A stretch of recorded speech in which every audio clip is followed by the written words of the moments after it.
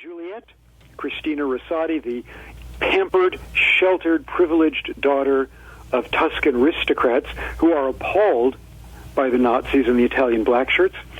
And my Romeo is Friedrich Strecker, a German lieutenant. But then the book took one of those wonderful left-hand turns that I love in other authors' novels. There's a secondary character, Serafina, the opposite of Christina in that she's a partisan. She's fighting in the woods of Mount Amietta when she's 18 years old, and she's an orphan. The Nazis have already executed her parents and her brothers. And she became my Lisbeth Salander, my girl with the dragon tattoo. After the war, she works for the Firenze Polizia in homicide. And in 1955, her and Christina's paths cross because she is investigating the murders of the Rosatis. One by one, they're being killed. So that is what The Light in the Ruins is about. Chris, tomorrow is a very big day. I know you'll be sharing the day with a very good friend of yours, Stephen Kiernan, and it's the Rock and Roll Book Tour. And what I like to do is I would like your response to Stephen's response to your invitation. He called your invitation superhuman generosity. And what I'd like to do is bring out this humanity within Chris Bohjalian. How do you react to these words describing your invitation to your friend Steve Kiernan, and what is the book tour all about? Well, first of all, Stephen makes me sound much nicer than I really am. Stephen is a great friend of mine. He's been a great friend of mine for a quarter of a century, and he's publishing his first novel, and it happens to come out on the same date as mine. His book is called The Curiosity, and it's wonderful. So when we were talking about the difficulties of being a first novelist, I said, come with me on the book tour. Why not? I mean, we'll have great fun. You'll get a chance to sell some books, and you'll have greater exposure. So he's joining me for 1 week of the tour, not all of it, but happily for 1 week. He will be with me this coming week, Monday, Wednesday, Thursday, Friday, Saturday.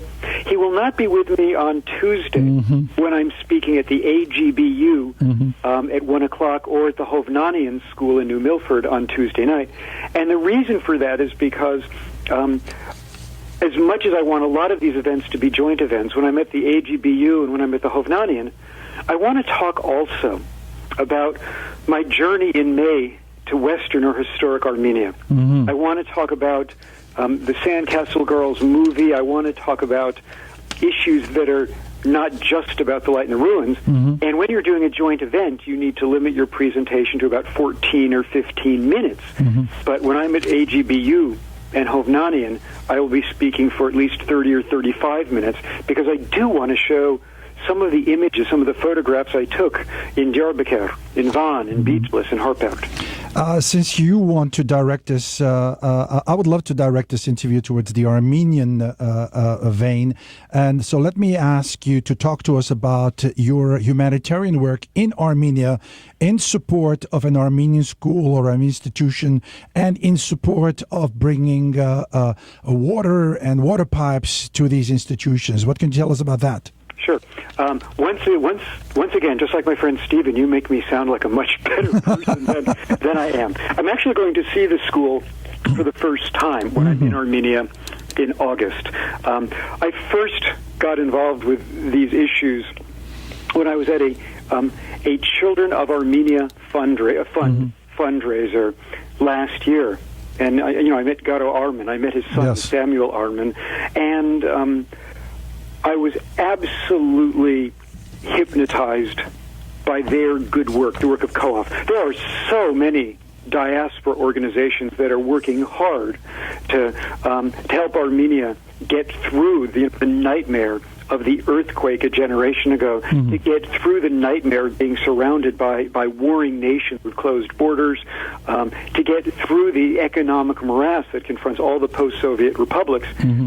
This particular organization, COAF, struck me as a good way to champion one of the issues that matters to me greatly as a writer, and that is, of course, education. Because education is going to be so important for the next generation of Armenians who are living right now in the nation state.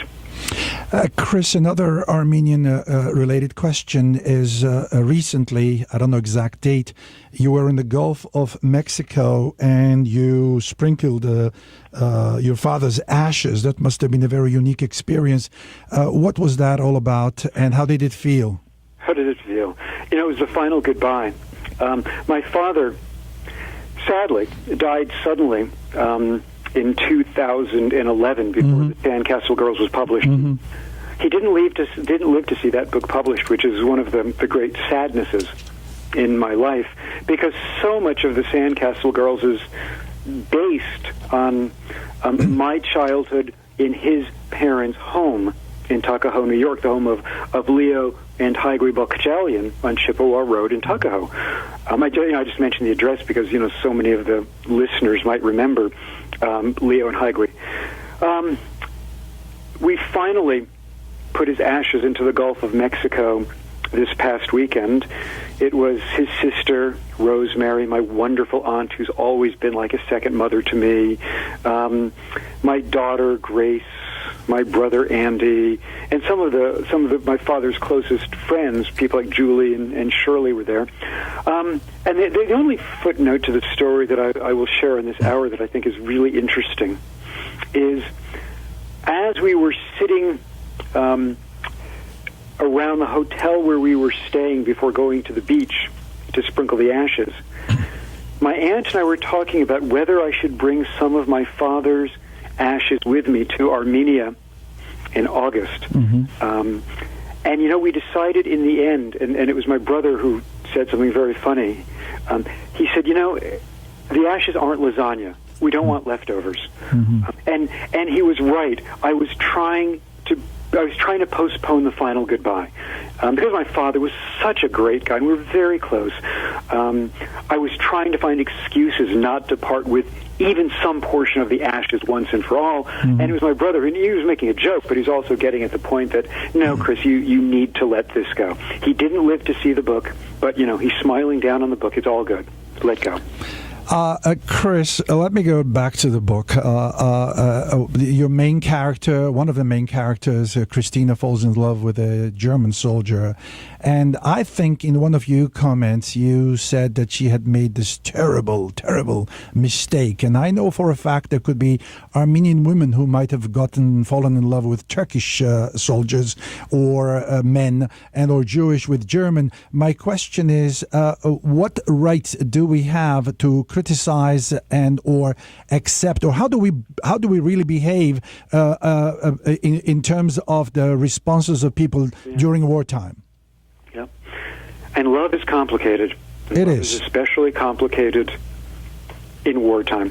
When I say Christina made an egregious mistake falling in love with Friedrich, I was thinking very specifically about the way that inadvertently through Friedrich, the Nazis become more and more invested in Christina's family's estate. This magnificent villa called the Villa Chimera. And the more and more involved they are with the estate, the more the family gets sucked into collaborating with the Italian black shirts and the Nazis. And no good is going to come from that for Christina's family during the war and perhaps years later.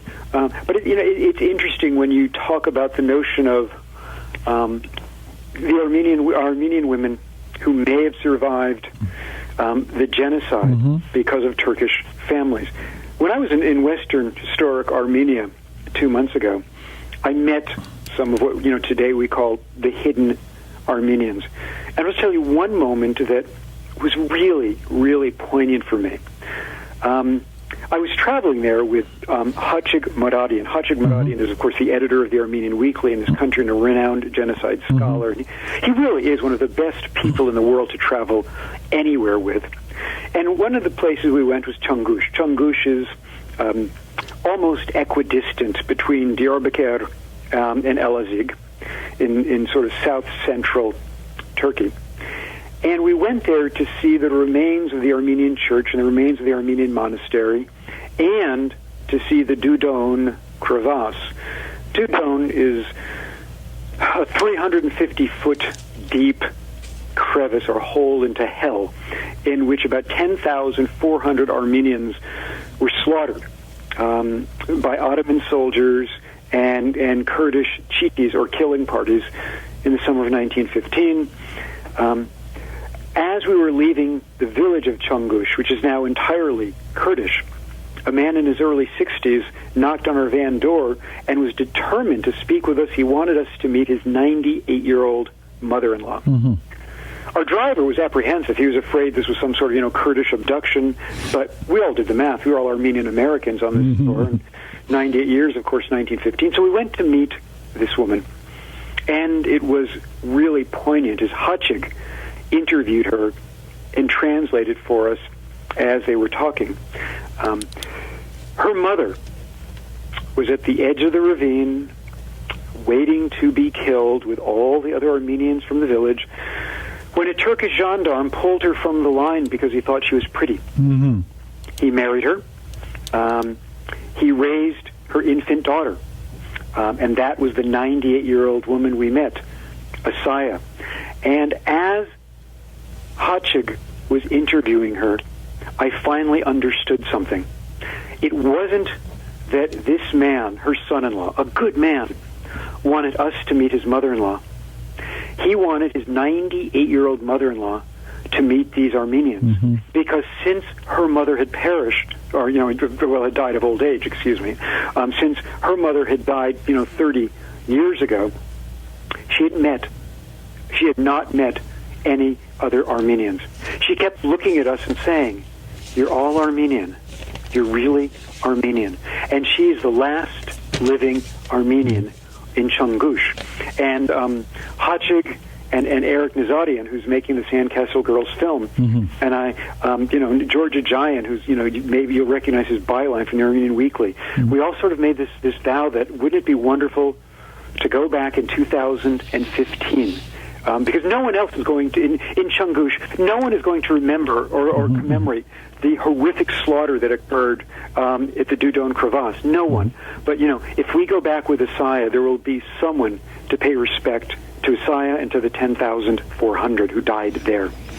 Chris, you talk so passionately, and I thank you for all the things you're saying, and I'm sure many of our listeners are listening to what you're saying very attentively. You're the author of 16 books, 8 of which have been on the New York Times best sellers list, and your books have been translated into 25 languages. Has The Sandcastle Girl been translated into Turkish? Just curious. No, it has not. No, and I do have a Turkish publisher that had great success with midwives and double-bind. The Sandcastle, no.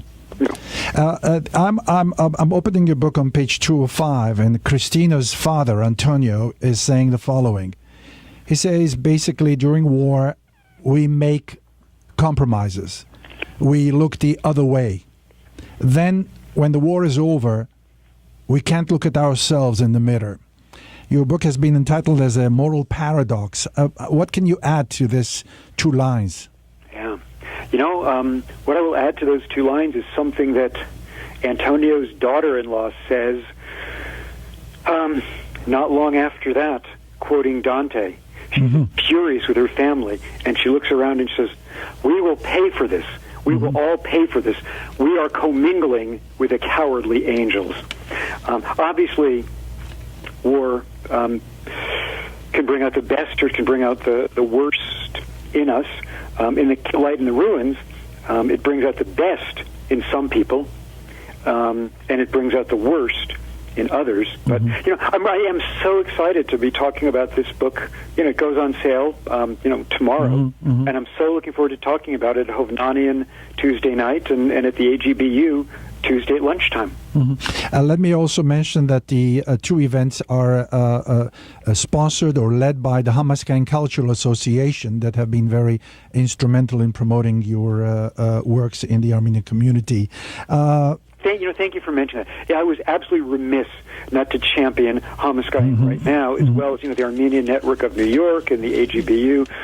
I can't tell you what a blessing it has been to be under the umbrella of all those organizations, and Hamaskayan has championed the Sandcastle Girls and now the Light in the Ruins, not merely in the United States, but in Beirut, Lebanon, in Canada, and soon in England. I mean, hummus Cayenne is just magnificent. Chris, what has been the response of critics and readers of your book so far? Is there anything that you've heard which surprised you or made you think about the book differently? In regard to The Light and Ruin? Yes. Well, first, I'm really gratified by the reviews. Yes, they were very good. A lot of novelists say they don't read the reviews. I've never met one who really doesn't. We all read the reviews. We all thrilled when we get a good review. We all feel a little bit wounded and sad when we get terrible reviews, and I've been on both sides of that. I mean, I've gotten great reviews for some books. I've gotten terrible books for some, terrible reviews for some books.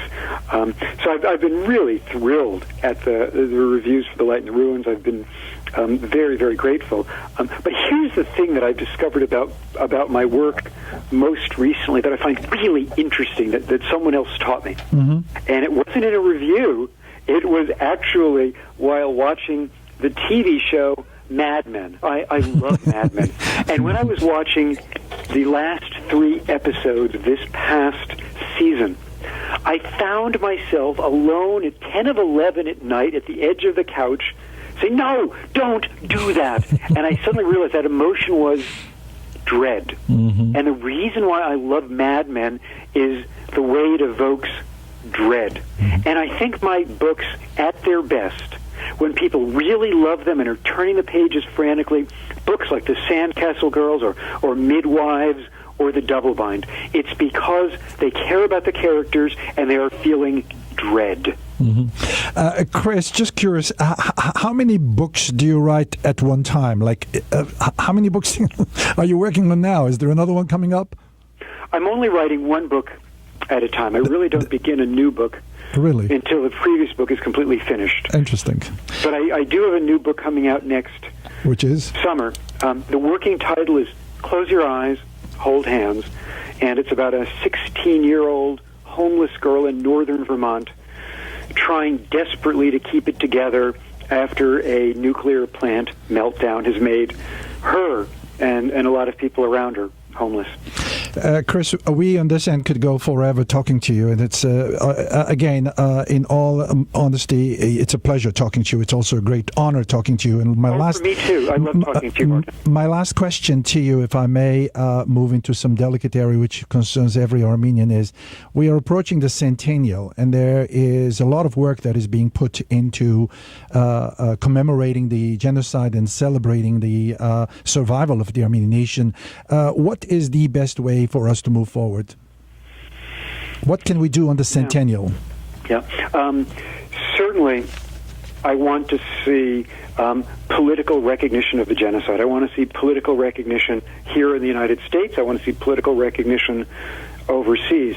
The work of the ANCA in that regard is breathtaking and magnificent, and certainly that's one important venue. I also, and as constituents, all that we can do to remind our congressmen, our senators, that it is a false assumption to believe that we need to kowtow to Turkey, and thus truth and historical honesty are irrelevant, because they're not.